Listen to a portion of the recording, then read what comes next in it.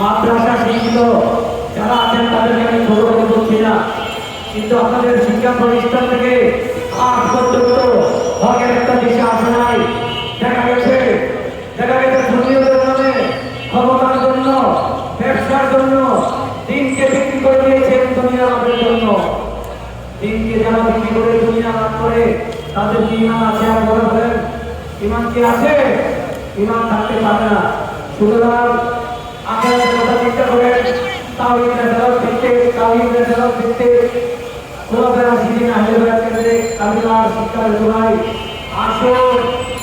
যত সুফিবাদীরা আছেন, যত তরিকতপন্থীরা আছেন, যত নিজেদেরকে সুন্নি মনে করেন সুন্নিরা আছেন, আপনারা আসুন।